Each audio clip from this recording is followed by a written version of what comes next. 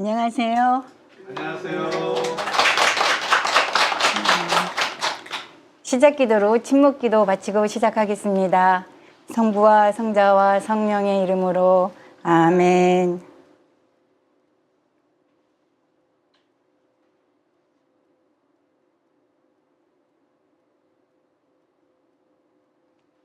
성부와 성자와 성령의 이름으로 아멘. 오늘은 열왕기상 11장 1절에서 13절의 내용에 대해 발표하겠습니다. 다윗 왕에게는 여러 아들들이 있었습니다. 다윗의 아들들은 권력 다툼 속에서 서로 죽이기도 하고 심지어 왕권에 도전하여 반란을 일으키기도 하였습니다. 그래서 솔로몬이 왕이 되는 과정은 순탄치 않았습니다. 그러나 솔로몬은 왕위에 오른 후 어린 나이인데도 불구하고 나라를 안정되게 잘 통치하였습니다.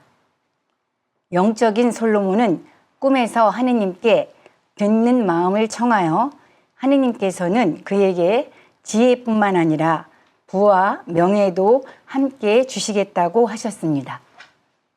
솔로몬은 안으로는 하느님의 성전을 지었고 자기의 왕궁도 지었습니다. 그리고 대외적으로는 타국과의 외교 및 무역을 통해 국제 교류를 하였고 거기서 큰 이득을 얻었습니다. 이 과정에서 그는 혼인 정책으로 많은 이방인 여인들을 왕비로 맞아들였습니다. 이어지는 내용에 대해서는 본문 1절에서 4절까지의 내용을 보겠습니다. 솔로몬 임금은 파라오의 딸뿐만 아니라 모압 여자와 암몬 여자, 에돔 여자와 시돈 여자, 그리고 히타이트 여자 등 많은 외국 여자를 사랑하였다. 이들은 주님께서 일찍이 이스라엘 자손들에게 이렇게 경고하신 민족의 여자들이었다. 너희는 그들과 관계를 맺지 말고 그들도 너희와 관계를 맺지 못하게 하여라. 그들이 반드시 너희의 마음을 그들의 신들에게 돌려놓을 것이기 때문이다. 그런데도 솔로몬은 그들과 사랑에 몰두하였다. 솔로몬에게는 왕족 출신 아내가 700명, 후궁이 300명이나 있었다. 그 아내들은 그의 마음을 돌려놓았다. 솔로몬이 늙자 그 아내들이 그의 마음을 다른 신들에게 돌려놓았다. 그의 마음은 아버지 다윗의 마음만큼 주 그의 하느님께 한결같지는 못하였다. 하느님께서는 일찍이 이방 여인들과 통혼하지 말라고 경고하셨습니다. 그 이유는 너희의 마음을 그들의 신들에게 돌려놓을 것이기 때문이라고 하셨습니다. 그런데 솔로몬은 왕족 출신 아내 700명, 후궁 300명을 두었습니다. 이것은 하느님의 뜻을 어긴 것이고 자기 뜻에 한 것입니다. 하느님의 뜻을 인정하지 않은 것이지요. 이 여인들은 혼인 정책을 통해 나라의 안정과 번영을 꾀하려고 정략적으로 얻은 아내들이고 한편 자신의 육신적 쾌락을 충족하려 얻은 아내들입니다. 참다운 사랑이라고 보기 어렵지요. 인간을 자신의 필요나 목적을 채우고 쾌락을 위한 수단으로 삼으려 한 것입니다. 거기에는 하느님의 모상인 인간에 대한 외경심을 찾아볼 수 없습니다. 그런데 이 이방 여인들은 자기 민족을 떠나오며 자기들이 의지할 신상을 가지고 왔고 솔로몬은 이것을 묵인하고 허용하였습니다. 결국 왕궁은 겉으로는 이스라엘 왕궁이었으나 그 속은 우상의 소굴이 되었습니다. 아마도 솔로몬은 자신이 하느님을 굳게 믿고 있으니 이방 신들에게 돌아서는 일은 없을 것이라고 자만했을 것입니다. 그러나 그는 조금씩 이방 문화에 익숙해져 갔을 것이고 마침내 나이가 들어 분별력이 없어지자 하느님을 외면하고 이방 신들에게 돌아서게 된 것이라고 생각됩니다. 솔로몬은 하느님을 중심에 두고 하느님의 뜻을 기준으로 삼아 살아가는 삶에서 차츰 자신의 뜻을 중심에 두고 자신의 정신과 육신에서 나오는 지식과 정략적인 방법으로 왕권과 나라의 번영을 추구하려는 삶으로 변해갔습니다. 인간은 정신적, 육신적 힘에 몰두하는 만큼 육신적인 즐거움과 정신적인 만족을 채우려 부와 지식과 쾌락을 추구하게 됩니다. 그리고 거기서 공허함을 채우고 충만함을 얻으려 하게 되지요. 그러나 채워도 그 공허함은 채워지지 않습니다.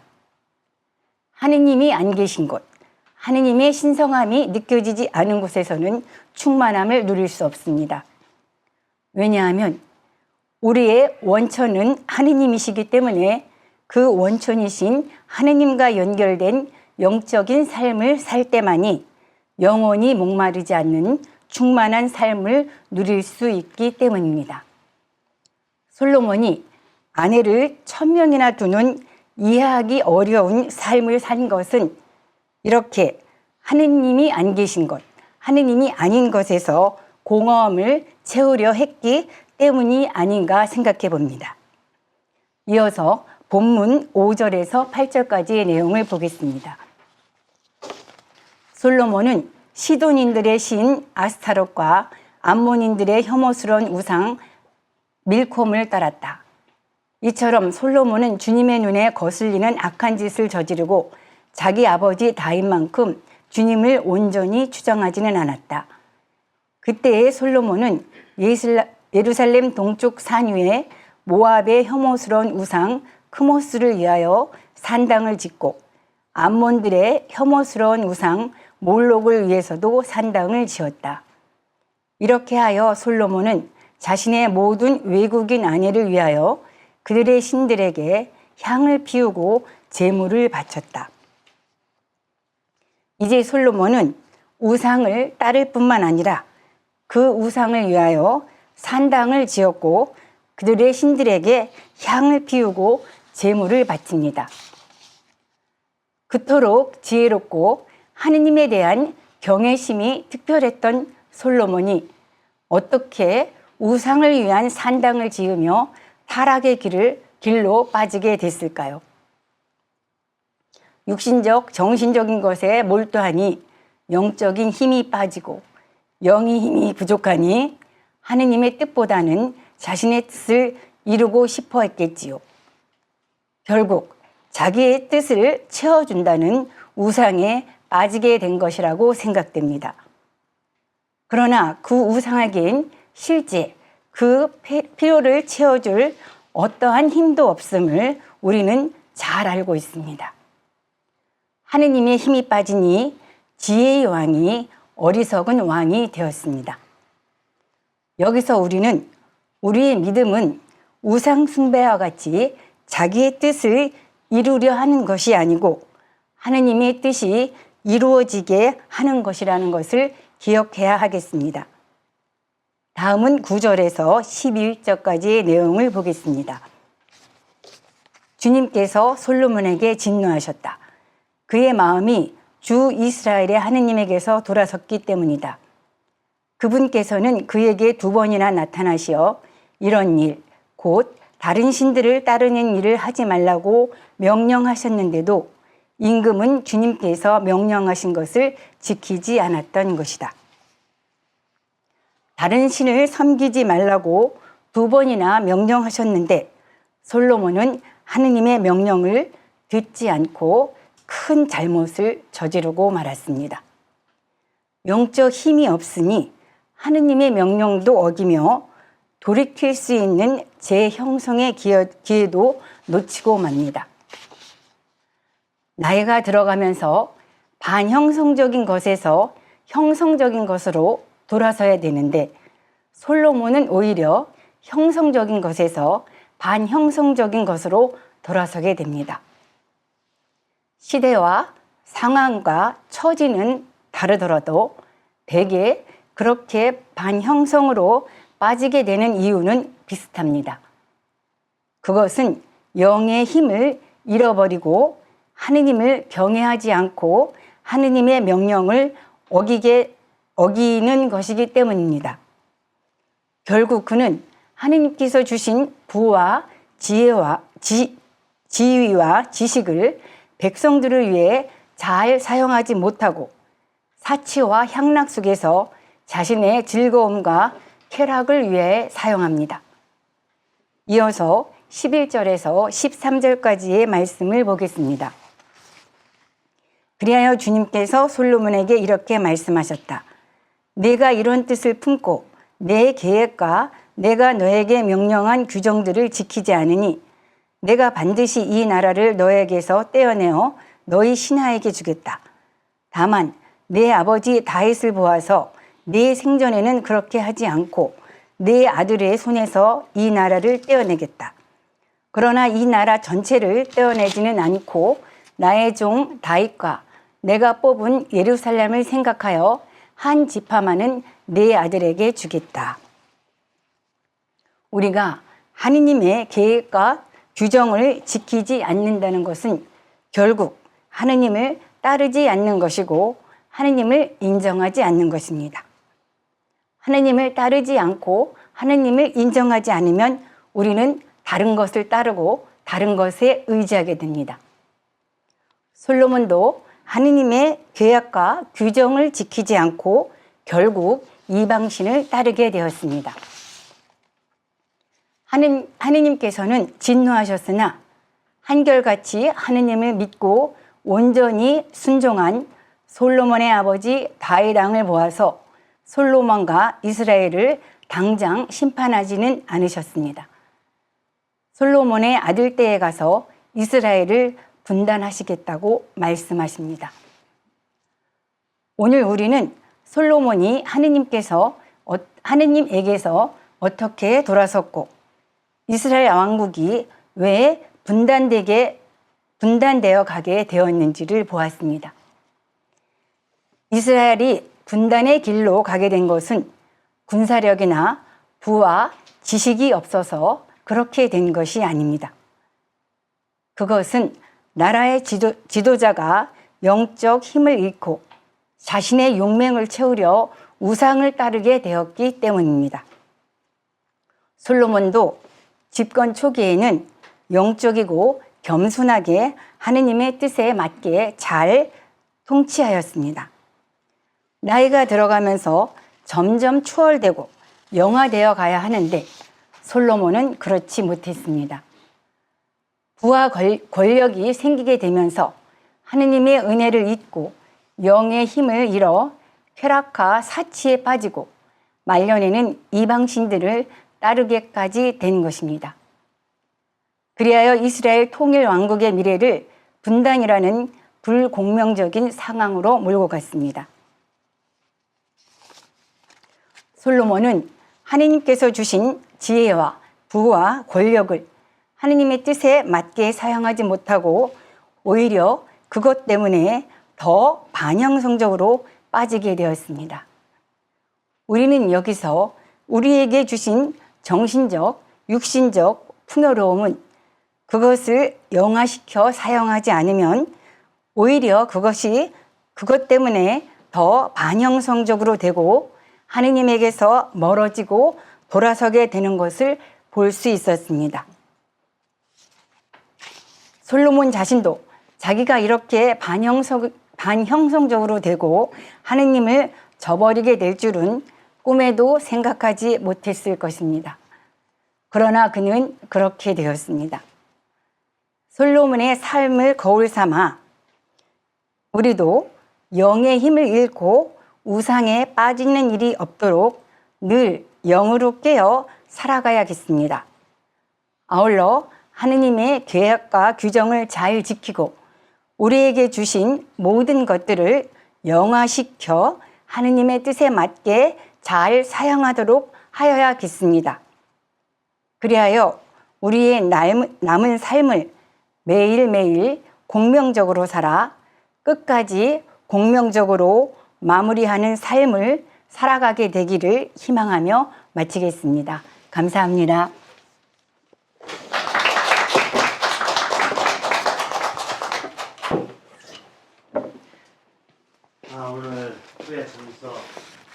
마무리하는 날인데요.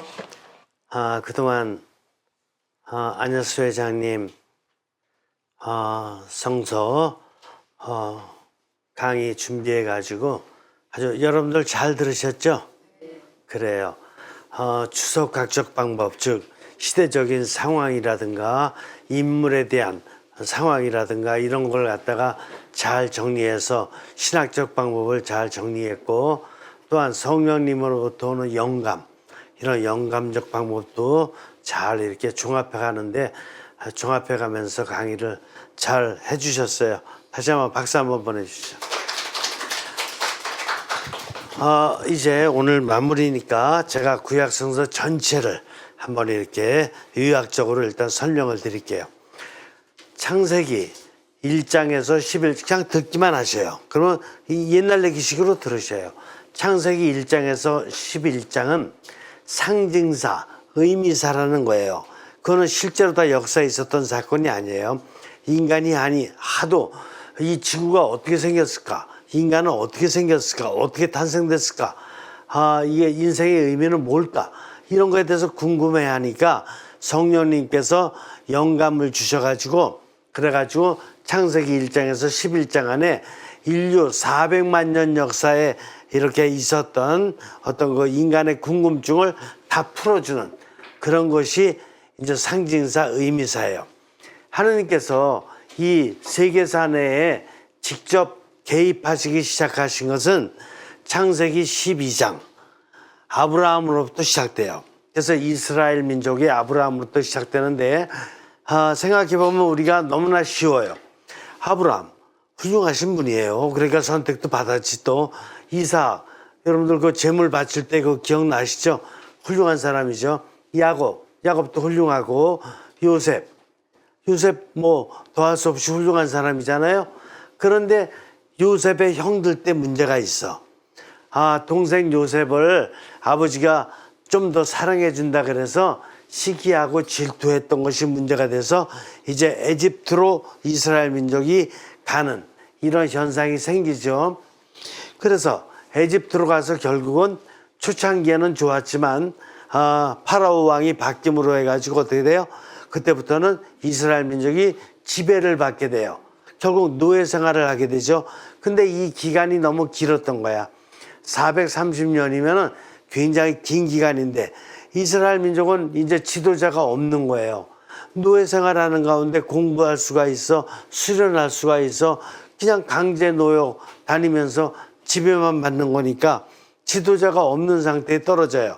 그러다가 430년경 지났을 적에 하느님께서 모세를 통해서 새로운 민족을 일으키십니다. 그래서 모세를 왕궁에서 이제 길러지게 이렇게 섭리하심으로써 이제 왕궁에서 문과 무를 겸해서 이제 모세가 성장해요. 그리고 이 모세가 이제 이스라엘 민족을 이끌어내는데 결국 시나이 산으로다가 처음에는 이제 이렇게 미디안 쪽으로 다 도망간 바람에 시나이 산에 이렇게 양떼 몰고 가게 되고 거기에서 하느님의 계시를 받아요. 그래가지고 이집트에서 이스라엘 민족을 구출해내라. 여기까지 쉽죠. 그래서 하느님의 명령을 받고 지팡이를 들고 가가지고 10가지 재앙을 일으키면서 이스라엘 민족을 구출해 냈던 거예요. 그리고 나서 다시 시나이산에 도착했을 때 하느님께서 십계명을 주셔요. 근데 이게 왜 중요하냐면 이스라엘 민족을 갖다가 새 민족으로다가 그러니까 노예 근성의 민족을 새로운 민족으로 탄생시키려면 뭔가를 가르칠 수 있는 기준이 있어야 돼요. 그죠? 뭐 학교가 있는 것도 아니고 뭐 어떤 가치관이 있는 것도 아니잖아. 그리고 또 그 이전부터 이집트에는 4대 문명의 발생지였기 때문에 여러 가지 수사학이며 천문학이며 뭐 몇 가지 좀 발전된 학문이 있긴 있지만 그거 하느님하고 연결시키는 거 절대로 없거든요. 그러니까 하느님의 민족을 만들기 위해서는 하느님께서 뭔가 지침을 주셔야 돼요. 그게 모세의 십계명이었어. 모세가 받은. 그래서 십계명을 가지고 40년 동안 시나이 반도 또 광야 생활을 거쳐서 결국은 요르단강에 들어가는데 이제 요르단에 들어가서 정착을 해야지만이 가나안 땅에 들어가서 정착을 해야지만 이스라엘 민족을 제대로 교육시킬 수 있는데 이미 모세가 가나안 땅을 밟기 전에 늙어요. 그래서 그 느보산에서 장렬한 죽음을 맞이한다고. 광야 생활만도 40년을 이끌고 왔으니 나이가 많죠. 그래서 가나안 땅에 들어간 이후로다가는 이제 여호수아가 이제 지도자가 됐는데 여호수아가 지금 이스라엘 민족을 갖다가 계속 교육을 시키려고 해도 이제 이미 살고 있었던 가나안 땅의 여러 민족들과 충돌이 계속 일어나게 되고 전쟁을 할 수밖에 없는 상황이에요. 그때 바로 하느님께서는 판관 시대를 열어주셔요. 그래서 12지파에 12판관을 세워주셔가지고 12판관으로 하여금 어쨌든 간에 그 주변 어떤 그 민족들과의 싸움에서 이스라엘 민족이 약간 살아남을 수 있도록 하느님의 힘이 승리할 수 있도록 섭리를 하셨죠. 이제 어느 정도 선에서는 완전히는 아니지만 어느 정도 선에서는 가나안 땅을 갖다가 이제 다시 되찾았는데 여기서 문제가 생기죠. 여기까지는 지도자들은 잘했다라고 봐야 돼요. 근데 백성들 교육을 시킬 여건이 안 마련돼 있었어. 교육을 잘 시킬 수가 없었어. 그렇다 그러면 이제 판관들이 어느 정도는 이제 땅을 다 이렇게 되찾았으니까 그때부터 이스라엘 민족을 교육을 시키고 수련을 시키고 그랬으면 좋았잖아요. 그러면 하느님 백성으로다가 완전히 새로 태어날 텐데 이때 착각했던 게 주변 민족들과의 이 전쟁에서 빨리 우리도 더 땅을 넓힌다든가 어떤 방어도 좀 쉽게 한다든가 이런 식으로 생각했기 때문에 12지파를 통일시킬 수 있는 왕을 요구했던 거예요. 그래서 하느님께서는 그 당시에 예언자를 통해서 왕을 요구하지 말아라 이렇게까지 말씀하셨는데 끝까지 그 원로들이 우기는 바람에 하느님이 그대로 인정을 해 주시죠. 왜? 하느님은 인간의 자유를 침범하지 않으시는 게 특징이에요. 그래서 우리가 나쁜 일을 하려면 하느님이 절대로 막지 않으셔요. 인간의 자유를 침범하는 분이 아니셔요. 어쨌든 간에 그래서 왕권이 세워짐으로써 이제 사울왕 20년, 다윗왕 40년, 솔로몬왕 40년을 지냈는데 이 특징이 뭐냐면은 왕들이 초창기, 중반기는 잘했어요. 근데 요 세 왕의 특징이 노년 때 다 잘못했어. 그냥 늙으면 잘해야 돼요. 나이가 들면 들수록 점점 더 잘해야 돼. 저 50이면 인생의 전성기를 살 줄 알아야 되겠고 60이면 하느님 안에서 황금 시기를 지낼 줄 알아야 되는데 늙어서 잘못하는 경우가 많다니까. 지금 오늘날에도 잘못하는 거 보면 잘못하는 지도자들 보면 나이 든 사람이 잘못하지 20살, 30살이 뭐 그렇게 국가를 위해서 나쁜 짓 할 게 있고 잘못할 게 있냐고. 나이 다 들어서 좋은 여건 있을 때 잘못한 거예요. 사울왕, 다윗왕, 솔로몬왕이 다 똑같이. 좋은 여건이니까 얼마든지 그때부터 이제 부도 있고 권력도 있고 뭐 다 있으니까 그냥 백성들만 이렇게 영적으로 잘 교육시키면은 그러면 자신도 명예스럽고 대우도 받고 참 좋으련만 이때부터 잘못된 거라고. 그래서 오늘 강의를 듣지만 솔로몬왕 말년에 어떻게 돼요? 이제 나라가 남과 북으로 갈라지는 거야. 이제는 지도자도 좋은 사람 없고 백성도 좋은 사람 찾아보기 어려운 거야. 백성도 교육 안 시켰으니까. 지도자도 안 좋고 백성도 안 좋은 상황인데 나라는 남과 북으로 분열됐어요. 이때가 언제냐? 이때가 930년에 이제 나라가 망한 거야. 그래서 기원전 931년에 북쪽과 남부로다가 갈라지는데 북부 이스라엘은 기원전 931년에서 721년까지 210년간 유지되다가 아시리아 제국에 의해서 멸망당해요. 그때 210년 동안에 왕은 19명, 예언자는 4명이었어요. 왕은 19명이니까 거의 20명 되니까 한 10년밖에 못했네.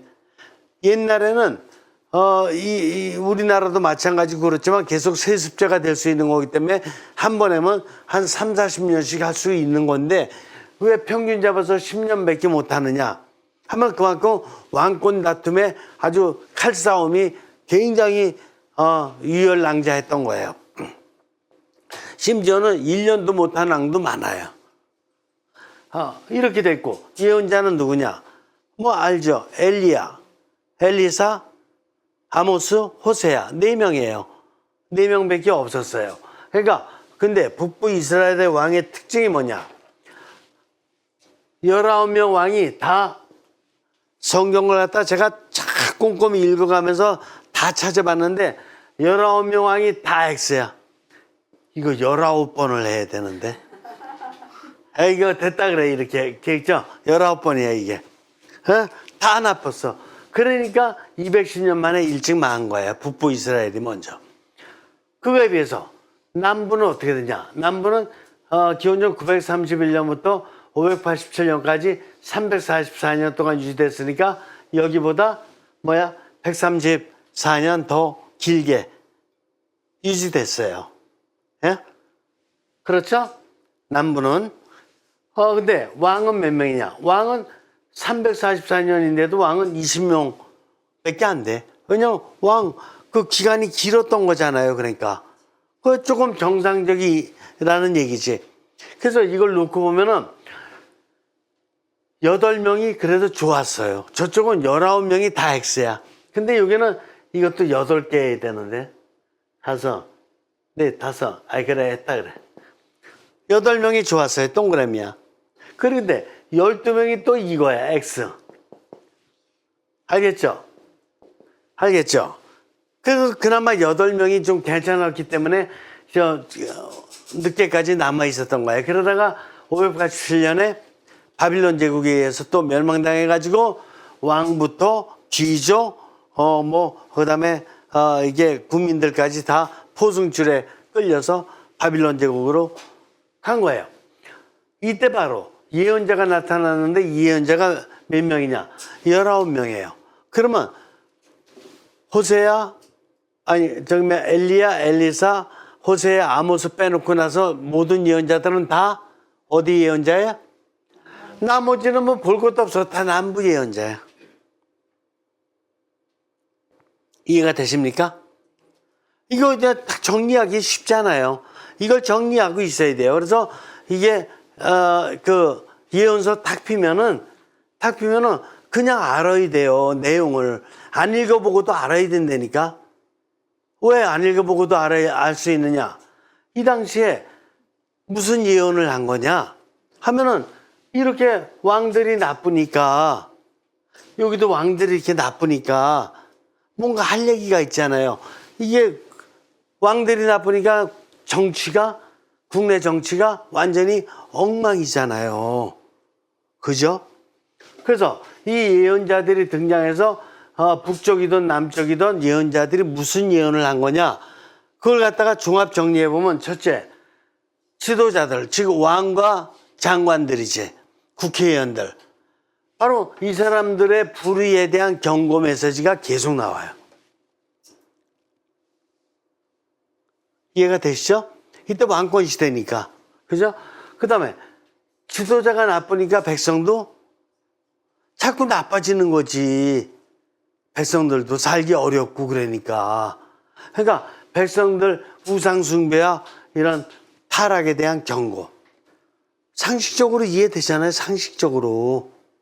그죠? 이렇게 국내가 어수선하고 계속 이런 부패되고, 그러니까 주변 국가들 넘보지 않겠어요? 아시리아, 바빌론도 물론이거니와 그 요단강 건너편에 있는 에돔, 모압, 암몬, 또 북쪽에서는 페니키아가 성경에는 별로 잘 나타나지 않지만 페니키아라든가 블레셋, 남쪽에서는 블레셋, 이런 민족들이 계속 쳐들어올 거 아니겠어요? 그러니까 이것도 하나님의 뜻에는 안 맞는 거예요. 그래서 주변 국가들이 지금 한쪽 나라가 좀 약하다 그래서 그렇게 넘보고 침공하고 그러는 것도 안 좋은 일이기 때문에 주변 국가들에 대해서 예언자들이 경고를 하는 거예요. 아시리아 너희도 이제 하느님의 벌을 받을 것이다. 이런 경고가 나오는 거예요.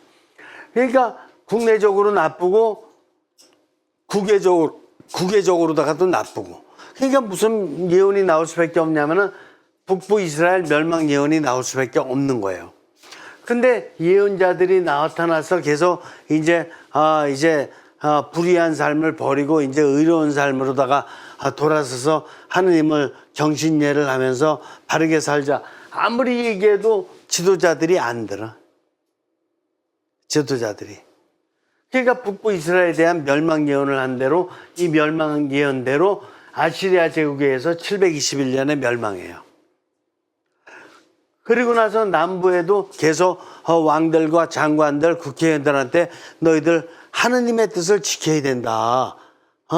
회개하라. 이렇게 아무리 외쳐도 듣지를 않는 거예요.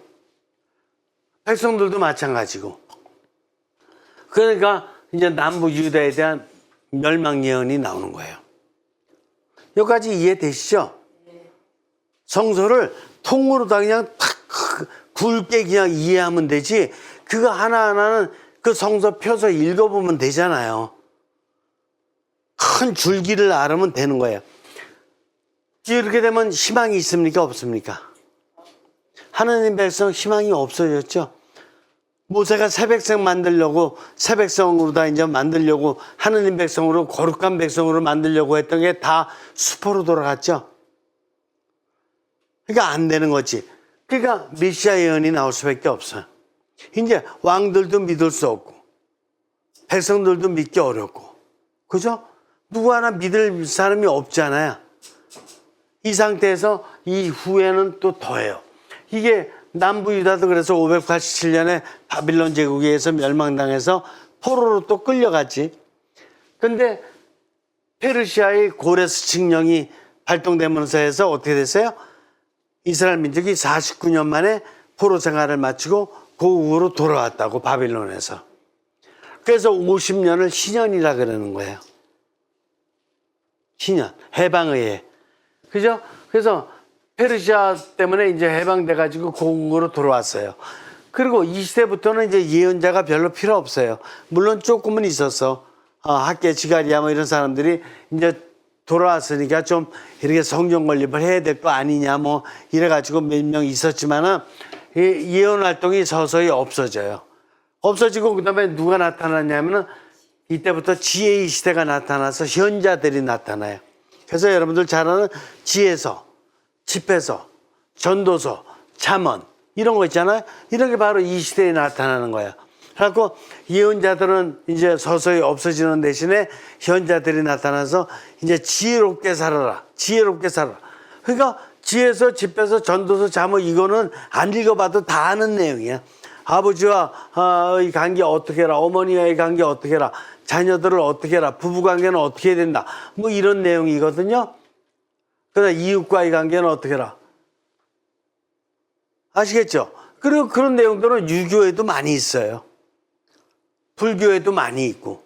우리 평상시에 어른들한테 듣는 내용이 다 그런 내용들 아니었어요? 그죠? 자, 이런 지혜의 시대가 이제 계속되는데, 그래도 지혜롭게 살지를 또 못했어. 그래서 결국 기원전 320년에서 그러니까 이게 538년에 해방돼서 들어온 다음에 이제 이게 몇 년이야? 210년이죠. 210년 지난 다음에 또 에집트에 종속되고 말아요. 그래서 에집트에 종속돼서 197년까지. 그 다음에 이 종속되고 나서도 또 정신 못 차려. 지도자가 없어요. 다른 지도자가. 그래서 197년에서 142년까지 시리아에 또 종속돼요. 이스라엘 민족 참 정말 꼴이 너무나도 잘못된 꼴이야. 폼이. 그죠? 그러고 나서 이제 시리아에서 이제 벗어났긴 벗어났지만 로마가 기원전 64년에 시리아를 갖다가 또 정복했네. 그러니까 시리아는 또 그냥 뭐 로마에 속했고, 그 로마의 폼페이우스가 결국은 기원전 63년에 예루살렘을 정복한 거예요. 그죠? 그리고 나서 이제 기원전 37년에 헤로데가 유다의 왕이 된 거지.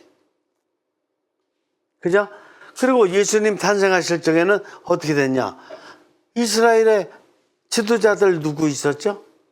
바리사이, 사두가이, 에세너파, 열혈당파, 율법학자, 이런 사람들이 있는 거야. 근데 이런 사람들을 잘 보면은 바리사이, 사두가이, 에세너파, 열혈당파, 율법학자, 이거 다 합해가지고 다 이중구조예요. 형식적 삼중구조. 그러니까 지금 이스라엘에다가 하느님께서 온 인류를 갖다가 하느님의 세상으로 이렇게 거룩한 세상으로 만드는데 희망을 둘 수 있을까 없을까요? 희망을 둘 수가 없죠. 그러니까 결국은 이 세상을 갖다가 거룩한 세상으로, 신성한 세상으로 바꾸려면 누가 좀 새로운 스타일의 누가 등장해야 되겠죠. 그래서 예수 그리스도가 등장한 것입니다. 구약성서 전체를 이해할 수 있겠어요? 그래요. 그래서 구약성서 창세기 12장부터 이제 구약성서 끝까지 이제 종합을 해보면 어떻게 되냐? 하느님께서는 육신과 정신과 영의 삼중구조를 주셨지만 극히 일부 아브라함, 이삭, 야곱, 요셉, 그 다음에 모세, 그 다음에 판관들, 예언자들, 이 정도 불과 극소수의 사람들 빼놓고 나면은 다 이중구조예요. 그리고 이런 그 삼중구조를 생활했던 사람들도 뭐냐면은 영의 힘을 받는 데 있어서 하느님으로부터 영의 힘을 받는 데 있어서 본인이 영을 받기 위해서 어떻게 수련해야 될지 이런 거에 대한 교육이 돼 있었을까 안 돼 있었을까, 그런 게 약했어요. 그런 가운데도 그냥 신심으로만 하느님께 의지하면서 그래도 지도자 역할을 할 수 있을 정도의 그런 어떤 능력을 받은 거야. 그래서 그분들이 나름대로의 지도자 역할을 충실히 했지만 백성들을 제대로 교육하기에는 역부족이었던 거야. 모세 빼놓고 나면. 근데 모세도 이렇게 교육을 시키긴 시켜놨지만은 결국은 가나안 땅에 들어간 이후로다가 또 전쟁만 계속하는 바람에 모든 것이 다 도로 묵이 돼버리는 거야. 그러니 예수님 시대까지 오면서 계속 남이 나라 집에 계속 받지 이러는 가운데 신앙을 좀 유지한다는 사람들은 바리새인, 사두가, 에세너파, 열혈당파, 율법학자 이런 사람들 영의 힘이 있을까 없을까요? 없는 거예요. 그래서 이중구조의 삶, 특별히 그중에서 지도자가 율법학자인데 율법학자들 성경에도 많이 나오죠. 율법학자 예수님 간의 관계, 그죠? 계속해서 따지기만 하고 이게 이중구조의 정신중심적 어떤 신앙생활을 하기 때문에 영중심적 신앙생활을 하는 사람이 전무했다, 이렇게 볼 수밖에 없어요.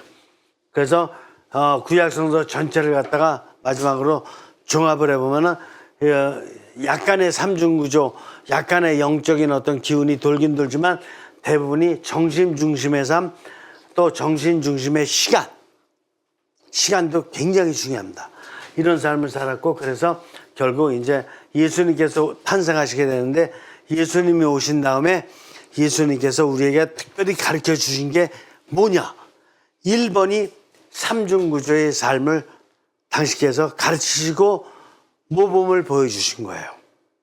그래서 예수님의 그 복음서를 갖다가 이렇게 쭉 읽어보면 언제나 삼중구조가 충만히 들어가 있다는 걸 깨달을 수 있어요. 그리고 시간도 정신적인 시간이라든가 육신적인 시간이 중심이 된 게 아니라 항상 영이 중심이 된 시간을 지내셨어요.